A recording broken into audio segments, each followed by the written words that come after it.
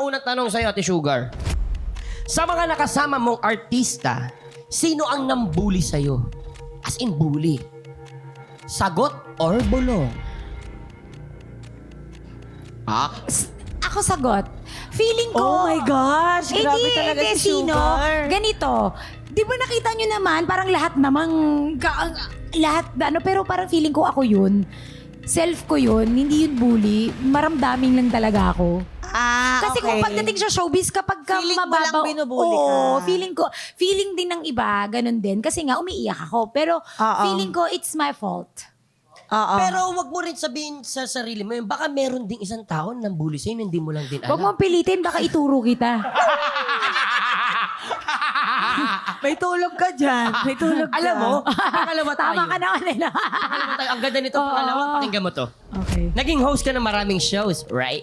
Grabe. Paano? lahat Parang ng mga- Naka-stress. Sa lahat ng mga naging co-host mo, sino dito ang mga nakaalitan mo? Meron. Kasi nakita mo naman yung ugali ko, di ba? Ano ko, ipakisama ko yun eh. Alitan. Ayoko. Nakaalitan.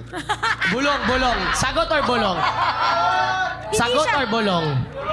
Hindi, wait lang Madami dito sinagot nila kasi okay na sila nung nakaalitan niya. Inexplain. Oo, Oo. kaya okay na. Sinabi niya, nagkaalitan sila. Tapos, gano'n. Maano kasi ako, dahil may understanding kasi ako, dahil parang feeling ko, natural lang naman yun.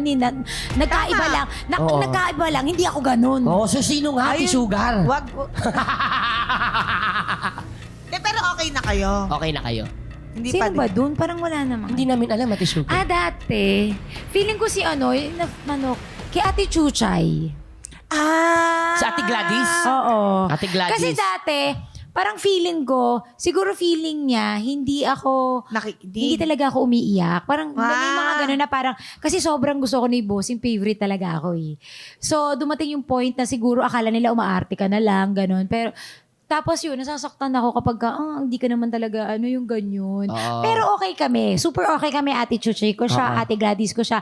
Yun nga lang, di ba sabi ko nga sa inyo, hindi mo naman please lahat ng tao. Si Lord lang Tama. naman nakakabasa ng Oo puso. nga. Totoong intensyon ng puso mo. So, ako, doon na lang ako bumabase lagi. And to be fair naman, I'm sure may mga ibang tao dito na at some point, ano ba yan? Umiiyak na naman. Oo, Oo, gano'n. oo, Di ba? May ganun, kahit totoo siya, it doesn't mean Oo. na hindi maintindihan mo. No, minsan annoying eh. Oo. So, I get what you're saying. Oo. And I get Ate Gladys also. Oo. And with that being said, palakpakan natin, Yes. Sugar.